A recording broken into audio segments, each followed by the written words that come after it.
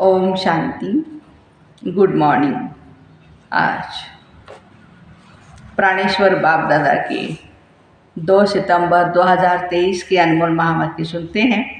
मीठे बच्चे, अभी तुम्हारी ज्योति जगी हुई है। ज्योति जगना अर्थात बृहस्पति की दशा बैठना। बृहस्पति की दशा बैठने से ही तुम विश्व के मालिक बनते हो। प्रश्न, सतयुग में हर घर की विशेषता क्या होगी और कलयुग में हर घर क्या बन गया है? उत्तर, सतयुग में हर घर में खुशियाँ होंगी, सबकी ज्योति जगी हुई होंगी। कलयुग में तो घर घर में गम चिंता है, हर घर में अंधियारा है। आत्मा की ज्योति बुझाई हुई है।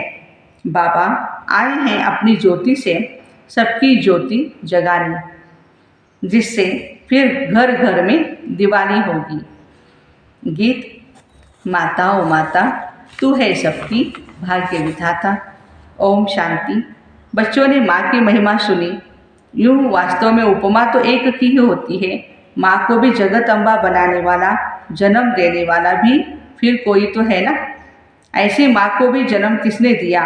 कहेंगे पतित पावन परम पिता परमात्मा शिव ने दिया। फिर भी महिमा हो जाती है।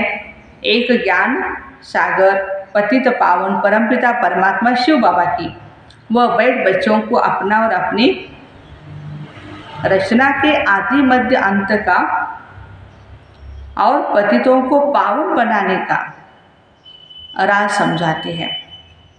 यह तो बच्चे समझ गए हैं। इस समय पतित राज्य है, जिसको रावण राज्य कहा जाता है। अभी दशहरा आता है ना, यह तो समझाया गया है। यह सब अंधश्रद्धा के उत्सव है। ऐसे तो कोई है नहीं। एक रावण था, लंका थी। लंका सिलोन को कहा जाता है, श्रीलंका।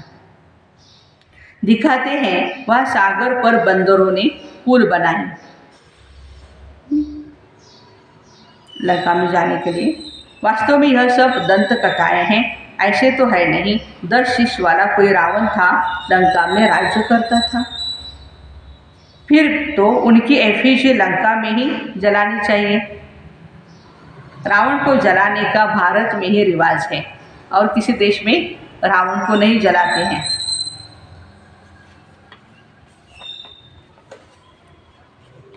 अखबार में भी यहाँ के लिए ही पड़ता है। सबसे जास्ती उत्सव मैसूर का राजा महाराजा मनाते हैं। उनका शायद इस दंत कथा से प्रेम बहुत दिखाई पड़ता है। अब इस पर समझाना तो बच्चों का काम है। एफिजी तो दुश्मन का बना करके जलाया जाता है। जैसे आगे हिटलर का एफिजी बना करके जलाते थे। दुश्मन तो बहुतों के होते हैं। अब रावण किसका दुश्मन था? भारतवासियों का दुश्मन था। परंतु दुश्मन को भी एक बार ही जलाया जाता है। ऐसे तो कोई भी नहीं करते जो हर वर्ष दुश्मन का एफिजी बना करके जलाते। दुश्मन का एफिजी तो बनाते हैं, परंतु वर्ष वर्ष तो नहीं जलाते। यह रावण फिर कौन है जिसका भारत में बहुत समय से 10 शिष्य वाला एफिजी बना करके जलाते रहते हैं? द्वापर युग के बाद इसका राज्य चालू हो जाता है, और इस रावण के वशीभूत होकर के रावण को ही फिर उनके एफिजी बना करके जलाते रहते हैं। यह दुश्मन कब से हुआ जो मरता ही नहीं? आखिर खत्म होगा या सदैव रहेगा ही?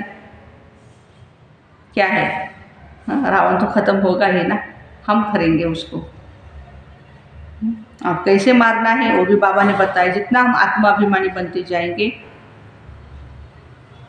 औरों को भी आत्माभिमानी बनाते जाएंगे, आत्मा भाई भाई की दृष्टि पक्की होती जाएगी, उतना ही विकार खत्म हो जाएंगे। तुम बच्चे जानते हो भारत ही पवित्र था, फिर भारत को ही रावण ने अपवित्र बनाया है। अभी रावण राज्य है। अगर लंका का राजा था तो रानी भी होगी। तुम यह बातें मानेंगे नहीं। रावण अभी तक जीता है, वह क्या कुछ भी नहीं समझते। जीता है तो उनकी एफिजी बना करके जलाते रहते हैं। एक बार जलाया फिर क्या हुआ, हर वर्ष जलाते रहते हैं। तो तुम बच्चों को समझाना चाहिए। कमेटी के बड़े जो बनते हैं, जैसे मैसूर का महाराजा है, वह बहुत ही मनाते, फॉरेनर्स को भी देखने के लिए बुलाते हैं। समझेंगे शायद ऐसा हुआ होगा। फॉरेनर्स भी आते हैं, कैसे एपीजी को जलाते हैं, क्या करते हैं, देखते हैं। परंतु ऐसा तो कभी हुआ नहीं है, नाटक बना देते हैं। रावण का भी नाटक बनाते हैं। तो इस समय इस रावण की बात पर समझाना है। रावण क्या चीज़ है, उसको 10 चीज़ थे या नहीं थे, हाँ? कैसे वो भारतवासियों का दुश्मन बना, कैसे उस पर जीत पानी है और कौन दिलाएगा हमको। ये सारी बातें बाबा कहते आप समझाओ सभी को। बड़ी ज़बरदस्त बात है। अभी तो रावण राज्य में बैठे हो, पतित दुनिया को ही रावण राज्य कहा जाता है। अभी राम राज्य और रावण राज्य का राज तुमको समझाया गया है। रावण 5 विकारों को कहा जाता है और कोई है नहीं।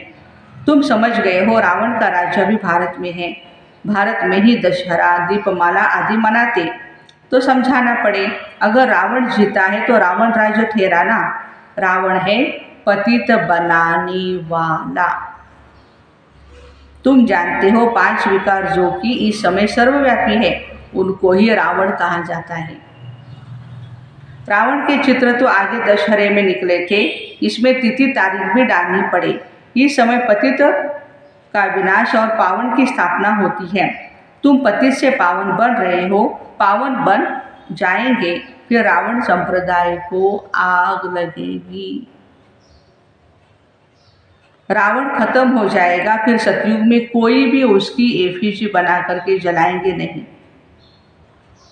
सब पावन बन जाएंगे। आत्मा में सतो प्रधानता की जब ताकत थी तो जागंती ज्योत थी। पतित बनने से वह ज्योत बुझा गई है। आत्मा ही पतित बनी है, उड़ने की ताकत नहीं है। 5 विकारों से आत्मा आयरन एजेड बन गई है। यह जरूर समझाना है, आत्मा को जागृत करने वाला एक ही बाप है। ये सब कहते हैं ज्योति स्वरूप परमपिता परमात्मा आएगा। अब ज्योति स्वरूप तो तुम आत्मा भी हो और परमपिता परमात्मा भी ज्योति स्वरूप है। तुम्हारी आत्मा की ज्योति बुझ गई है, बाकी जाकर के जरा सी रही हुई है। मनुष्य मरते हैं तो रात दिन उनका दिवा जलाते, दिवे की बहुत ही संभाल करते। घृत खत्म हो जाता है फिर और डालते हैं। आत्माओं का भी ऐसे है। बाबा आकर सबकी ज्ञान से ज्योति जगाते हैं। आत्मा की ज्योति कैसे जगेगी? ज्ञान घृत डालने से। ज्योति जगी हुई कितना समय चलती है? सतयुग त्रेता द्वापर तक। फिर धीरे धीरे ज्योति की ब्राइटनेस जो है वो कम होती जाती है। जगते जगते फिर जग ही जाएगी। ज्योति बुझने में 5000 वर्ष लगता है। फिर बाबा आकर के उसमें घृत डालते हैं। तुम्हारी अब ज्योति जगी हुई है, फिर धीरे धीरे कला कम होती जाएगी, ज्योति उझाई जाएगी। तुम जानते हो अभी हमारी ज्योति जगती है, फिर सतयुग में घर घर में सोजरा होगा, दिवाली होगी। तुम जानते हो अभी हमारी ज्योति जगती है।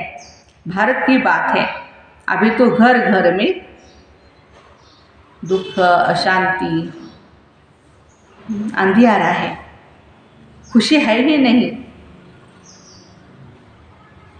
तुम जानते हो सतयुग त्रेता में हम बहुत ही खुश थे और खुशी मनाते थे। घर का हर एक सदस्य एक दूसरे को खुशी देता है। और अभी देखो बच्चे शराबी होते हैं या ड्रग्स के अधीन होते हैं, कितना घर को नर्क बना देते हैं। घर वालों की सारी माँ बाप बहन भाई सबकी ज़िंदगी जैसे नर्क में ढकेल देते हैं। सभी की ज्योति जगी हुई रहती है सतयुग में, फिर थोड़ी थोड़ी कमती होती जाती है। इस समय तो बिल्कुल उलझाई है, खाद पड़ी है। बाबा आकर के ज्ञान का घृत डालते हैं। जिससे तुम फिर जागंती ज्योत बन जाते हो, तुम्हारे ज्ञान चक्षु खुल जाते हैं। तुम जानते हो अभी हमारी सारी काया खलास हो गई है, राहु का ग्रहण लग गया है। तुमको काला होने में कितना समय लगता है? शुरू से लेकर थोड़ा होते होते फिर माया का प्रवेश होने से तुम बहुत ही काले बन जाते हो। अभी तुम्हारे ऊपर राहु की दशा है, सबसे कड़ी है राहु की दशा। अभी फिर बृहस्पति की दशा बैठती है, क्योंकि अभी विश्व का मालिक बनने के लिए तुम वृक्षपति गुरु द्वारा पुरुषार्थ कर रहे हो। वह है अविनाशी गुरु। किसका? अविनाशी आत्माओं का। वह मनुष्य लोग आत्माओं का गुरु नहीं बनते, वह मनुष्य का गुरु बनते हैं। अभी बाप तुम्हारी आत्माओं का गुरु आकर के बने हैं, आत्माओं का गुरु। वृक्षपति परमपिता परमात्मा है, तुम समझते हो।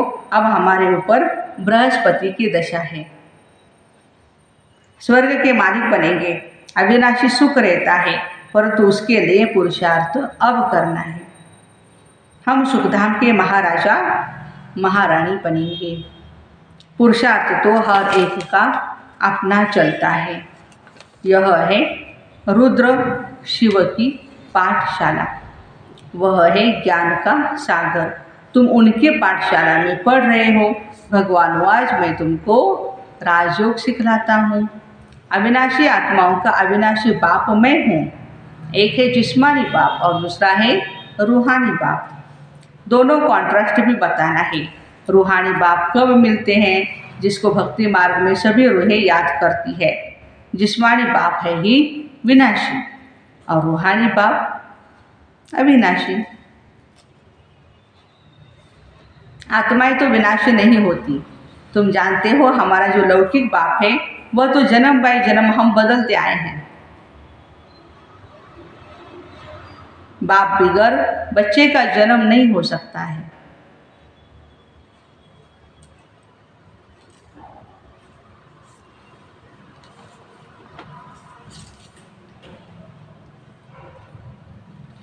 तुम बच्चों को विशाल बुद्धि मिली है। तुम समझ सकते हो कब से हम दो बाप वाले बनते हैं।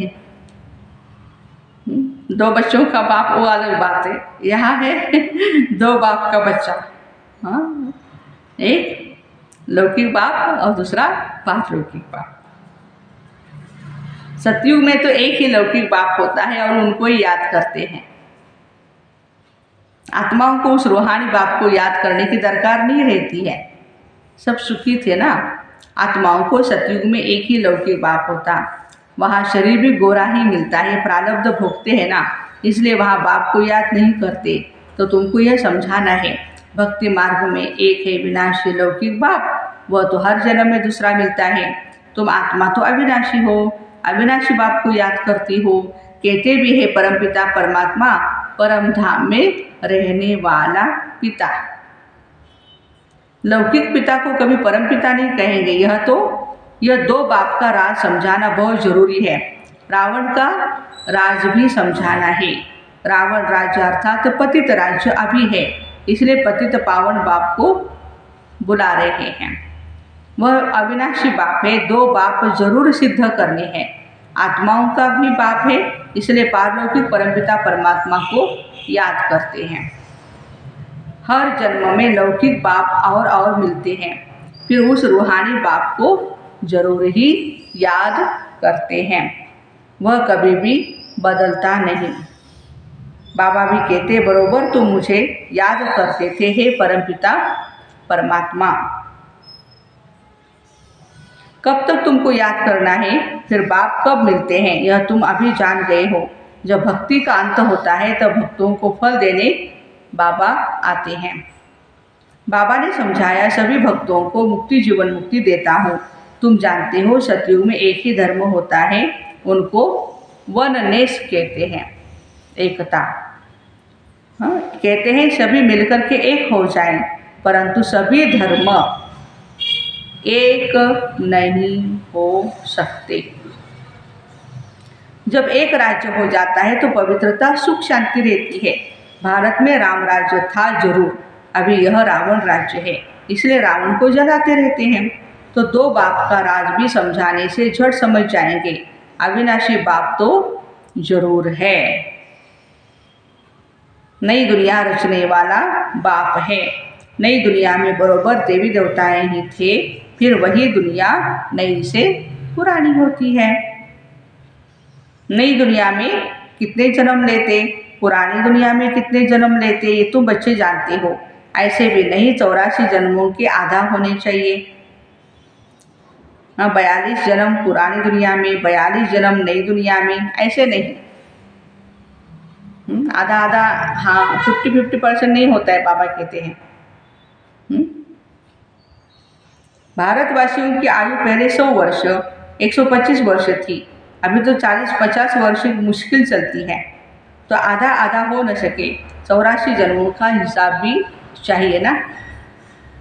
बाबा कहते तुम्हारा 84 जन्मों का चक्र अब पूरा हुआ, तुम नहीं जानते हो, हम तुम्हें समझाते हैं। 84 जन्मों का राज सिवाय परमपिता परमात्मा के और कोई भी समझा नहीं सकते। सतयुग में 8 जन्म लिए, त्रेता युग में 12, द्वापर युग में 21 और कलयुग में 42 है। अभी संगम युग का 1 जन्म, टोटल 84 जन्म। अब यह बच्चों को सिद्ध कर बताते हैं कि हम अभी बेहद के पारलौकिक बाप से बेहद का वर्षा ले रहे हैं। वह बाप आते हैं तब जब स्वर्ग की स्थापना करते हैं। उनको ही कहा जाता है हेवनली गॉड फादर। जब नए घर की स्थापना होती है तब पुराने घर को तोड़ा जाता है। लिखा हुआ है स्थापना फिर विनाश। स्थापना जब पूरी हो जाएगी तब विनाश होगा। स्थापना करने वाला है परमपिता परमात्मा। किसके द्वारा? ब्रह्मा बाबा के द्वारा। यह भी बाबा ने समझाया। सूक्ष्म वतन वासियों को प्रजापिता नहीं कहेंगे, वहाँ प्रजा होती नहीं है ना। प्रजा तो यहाँ सृष्टि पर होती है।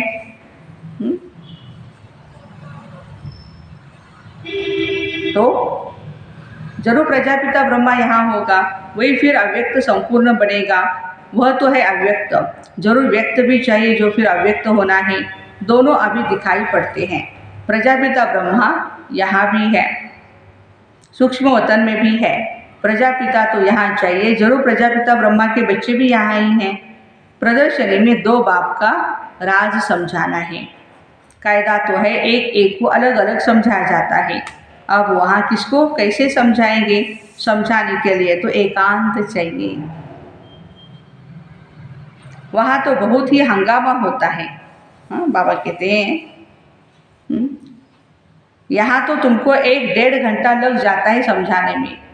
हाँ, प्रदर्शनी में बहुत सारे लोग आते रहते हैं, शोरगुल होता है, शांति नहीं होती है, बस हाईलाइट करते रहते चित्रों पर 5-5 मिनट। लेकिन आराम से बैठकर 1-1.5 घंटा बैठ कर के सुनाएं तब कहीं समझ में आए। अनेक प्रकार के धर्म वाले हैं, कोई क्या कहेंगे, कोई क्या, चुप कर तो बैठेंगे नहीं। तुम सुनाएंगे, एक लौकिक जिस्मानी बाप है, दूसरा पारलौकिक रूहानी बाप है, वो है परमपिता। अब ब्रह्मा द्वारा स्थापना कर रहे हैं स्वर्ग की। नरक का विनाश भी सामने खड़ा है। महाभारी लड़ाई है ना। बरोबर यह राजयोग भी है और राजाई प्राप्त करने की गीता पाठशाला है। भगवानवाद सभी को 2 बाप है। श्री कृष्ण को सभी आत्माओं का बाप नहीं कहेंगे। आत्माओं का बाप परमपिता परमात्मा कहते हैं। मामेकम याद करो। अच्छा, मीठे मीठे सिकिरदे बच्चों प्रति माता पिता बाप दादा का याद प्यार और गुड मॉर्निंग। रूहानी बाप की रूहानी बच्चों को नमस्ते। हम रूहानी बच्चों की रूहानी माता पिता बाप दादा को याद प्यार, गुड मॉर्निंग और नमस्ते। धारणा के लिए मुख्य सार, स्वयं में ज्ञान का घृत डालते सदा जागंती ज्योत रहना है। बाप की याद में रह राहु का ग्रहण उतार देना है। रूहानी और जिस्मानी 2 बाप है। यह पहचान हर एक को दे करके बेहद के वर्षे का अधिकारी बनना है। वरदान, प्रवृत्ति में रहते एक बाप के साथ कंबाइंड रहने वाले देह के संबंधों से निवृत्त भव। प्रवृत्ति में अगर पवित्र प्रवृत्ति का पाठ बजाना है तो देह के संबंधों से निवृत्त रहो। मैं पुरुष हूँ, स्त्री हूँ, यह भान स्वप्न में भी नहीं आना चाहिए। आत्मा भाई भाई है तो स्त्री पुरुष कहाँ से आए? युगल तो आप और बाप है, यह तो निमित्त मात्र सेवा अर्थ है, बाकी कंबाइंड रूप में आप और बाप हो, ऐसा समझ करके चलो, तब कहेंगे हिम्मतवान विजयी आत्मा। आज का स्लोगन है, सदा संतुष्ट और सदा खुश रहने वाले ही खुश नसीब तीव्र पुरुषार्थी है। सदा संतुष्ट और सदा खुश रहने वाले ही खुश नसीब तीव्र पुरुषार्थी है।